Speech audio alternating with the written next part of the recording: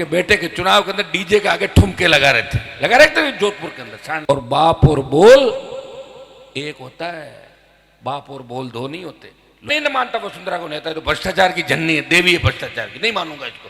लड़ाई लड़ रहा हूं और मेरे हिसाब से तो जितनी लड़ाई मैंने लड़ी उससे आधी लड़ाई भी लोग नहीं लड़ते। और चलते चलते सड़क पर अगर कहीं लग जाए, मुझे रात को अन्याय हो रहा है, वहीं गाड़ी रोक देता हूं। क्या बात है भाई, बताओ क्या तकलीफ है? लोग कह रहे हम तो गहलोत के विरोधी हैं, उनके परिवारों को जेलों के अंदर ठूस दिया। और जब गहलोत की सरकार गिर रही थी तो हनुमान बेनीवाल के तीनों विधायक अशोक गहलोत की सरकार गिरा रहे थे। क्या कर रहे थे? गिरा रहे थे। और ये लोग उसकी सरकार बचाने के लिए भाग रहे थे और उनके बेटे के चुनाव के अंदर डीजे के आगे ठुमके लगा रहे थे जोधपुर के अंदर, शाननगर के अंदर। तो भाइयों एक बात को याद रखो, कथनी और करनी के अंदर अंतर नहीं होना चाहिए। और बाप और बोल एक होता है, बाप और बोल दो नहीं होते। लोग मुझे कहते हैं आप भी बीजेपी के थे। हाँ था, बीजेपी के अंदर आंतरिक लोकतंत्र की बात करी। मैंने कहा मैं नहीं मानता वसुंधरा को नेता, तो भ्रष्टाचार की जननी है, देवी है भ्रष्टाचार की, नहीं मानूंगा इसको। अलग गया, पार्टी बनाई, कांग्रेस में नहीं गया, अलग पर। लोग कह रहे हनुमान जी कभी कांग्रेस कभी बीजेपी कांग्रेस नहीं, कभी कांग्रेस आती है मेरे दरवाजे पे, कभी भारतीय जनता पार्टी आती है, क्योंकि आप अभी तक जगे हुए नहीं हो। अगर आप जग जाओ, कोई आवश्यकता नहीं मुझे कांग्रेस बीजेपी की। पिछली बार जब बीजेपी के साथ था तब आप लोगों ने कहा था मुझे कि अशोक गहलोत के बेटे को हराओ, पहले हरा दिया गहलोत के बेटे को, और उसका जादूगरी का सर्टिफिकेट वापस ले लिया कि मैं जादूगर हूं, ये कर दूंगा वो कर दूंगा। वो बेटा हार गया, अभी तक नहीं जीत रहा है।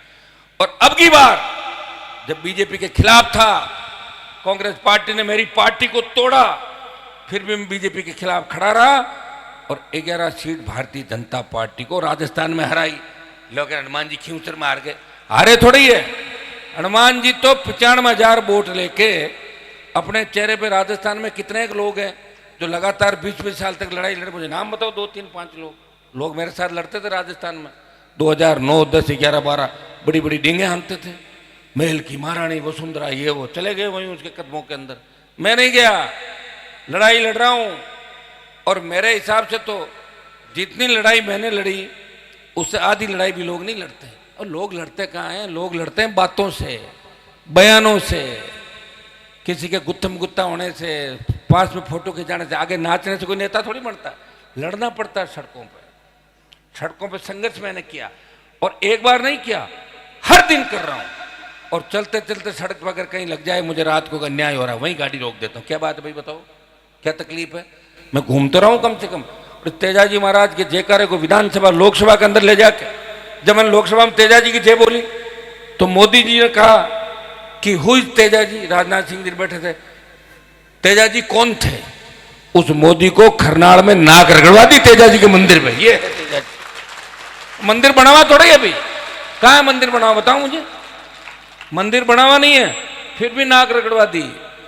और मैं आपको विश्वास दिलाता हूं, मेरे संघर्ष से मुझे फायदा मिले कि नहीं मिले, मेरी कौम को फायदा निश्चित रूप से मिल रहा है। कोई उपराष्ट्रपति बन रहा है, कोई मंत्री बन रहा है, कोई राज्यसभा में जा रहा है, और कोई अधिकारी बन रहा है।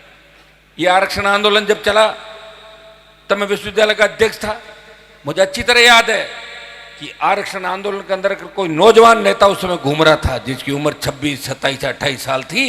हनुमान बेनीवाल तो राजस्थान के प्रत्येक कोने के अंदर घूम रहा था। और जिन लोगों ने महासभा बना के उस समय 2-3 बार 99 में एमपी का टिकट कटाया मेरा, 2003 के अंदर फिर मुंडवा के अंदर टिकट कटा के आए, वो तथाकथित भूमाफिया जो राजनीति से आउट हो गए, घरों पे बैठे हैं, और उनके बारे में नहीं जाना चाहता। लेकिन हनुमान बेनीवाल ने हिम्मत कभी नहीं हारी। उस आरक्षण आंदोलन की लड़ाई के समय आप लोग जागरूक नहीं थे। अगर जागरूक होते तो 2003 में मुंडवा से मैं चुनाव नहीं हारता। एक यादव उम्मीदवार को मेरे सामने मुंडवा के अंदर, जहां 1 लाख जाटों के वोट थे, उसको जिता के लोगों ने भेजा। और 20 साल जब मैंने लड़ाई ली, मैंने कहा अब लोग सुधर गए होंगे, लेकिन लोग अभी भी सीधे हैं, लोग तकलीफ नहीं समझते। और बात जाने का, अभी मैं देख रहा था कई लोग उठ उठ के जा रहे थे, वो ना समझे, उनकी गलती नहीं है। कह रहे मां नींद आवे तो जाओ ले लो नींद, कर लेना कर जा मां, मेरे को भी नींद आ जाएगी, फिर क्या करोगे? है क्या कोई लड़ने वाला?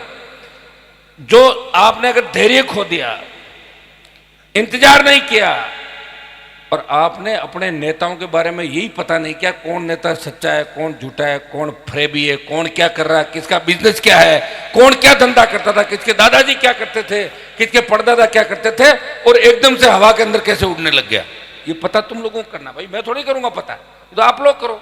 सोशल मीडिया वैसे तो घणी देख रहे हो आप, सारी रील बनाते हो दिन भर,